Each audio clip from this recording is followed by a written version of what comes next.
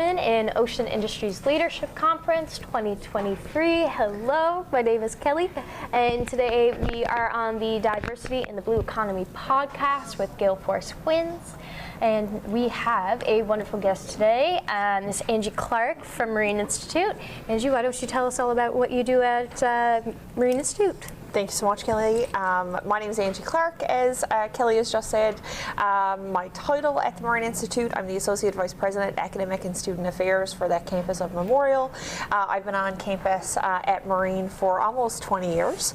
So even though I don't have a Marine certification, I have lots of respect for a whole variety of learners that we train and teach on campus. I'm really proud to say that when I define learner in my role, I really like to define it by everyone who is doing a day of technical training right to the PhD learners that we have on campus. So in my portfolio, we have 3 academic schools on campus: the School of Fisheries, the School of Maritime Studies, and the School of Ocean Technology.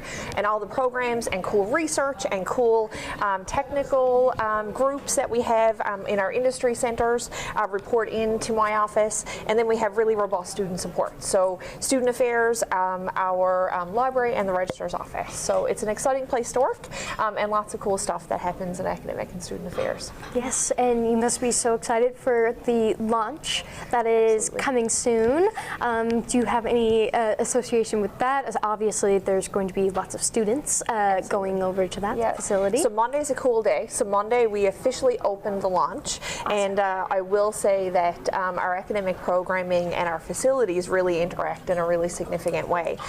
So a couple of weeks ago, at the first day of our technical session, I was really fortunate to visit with some of our ROV and ocean mapping students who had actually spent a day in the bay in Holyrood, and were on the floating wharf in the launch facility, and seeing their faces bright-eyed, looking at not only the technology and the capacity, but just the fabulous facility.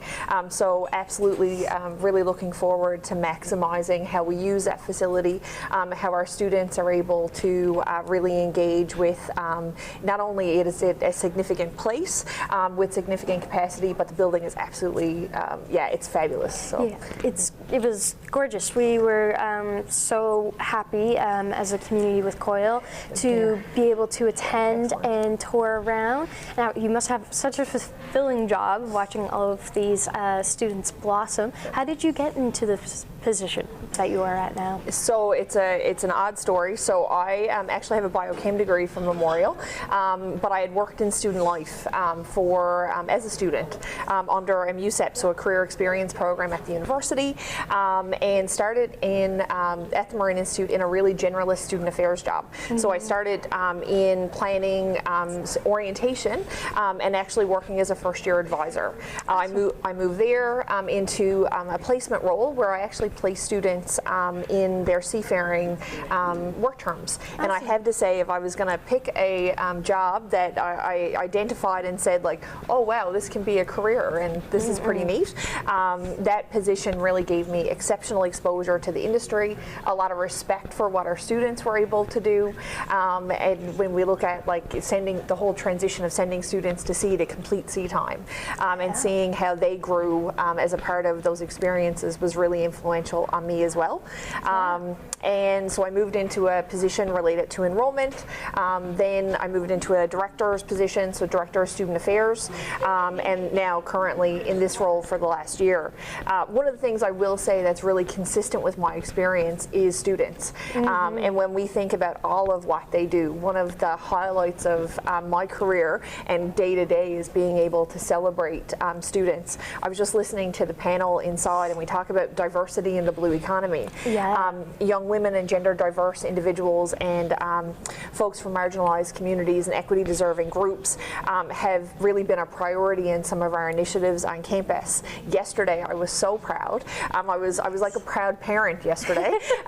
Samantha Strobridge, who is a graduate of our nautical science program from Grand Bank, actually joined the vessel as a master mariner for the first time. Awesome. With Atlantic Towing. And days like that, when you get a text message from a grad that's able to say, I'm Captain Strobridge today. And it was a picture of the vessel joining instructions and awesome. a picture of her in front of the Atlantic Raven. And it's stories like that that we really are making a priority to see visible.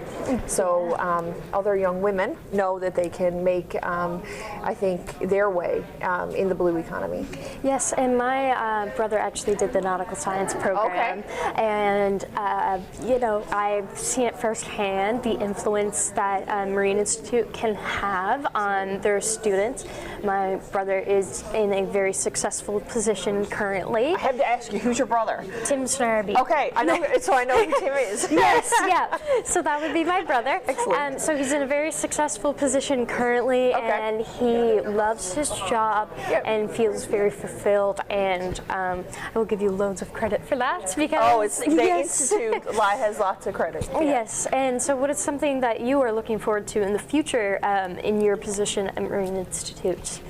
I think one of the things that I'm really looking forward to is really promoting how people can move forward. So when we think about academic credentialing, people think that universities and academic structures are really stiff, and at times there's lots of regulation that comes with that. But individuals like Tim, for instance, I want individuals like Tim to be able to dream that they can be a captain. I also want individuals like Tim to see that there's opportunity for them if they want to transition to a shore-based position to really look at credentials such as our bachelor's programs and our master's programs and a PhD. So at the same time that we're thinking about the really applied technical training and ensuring that we are cutting edge and the best of the best, it's also looking at individuals and saying, how do we take that technical capacity and put it into really significant research and programming as well. Yeah, awesome. And as a woman in a very male-dominant institution, how are you feeling about everything? I'm sure I've seen it firsthand that Marine Institute is very inclusive, and it's good to see that there are a lot of women not only learning there but working there as well. So what's your experience like? I would say, gender aside, I've been really fortunate to work with and for some really great folks. And I will say how we've built teams on campus, it really informs that. So I really hope that we're able to continue to build a culture that enables people like me and diverse individuals to really engage in our leadership and also within our units and departments.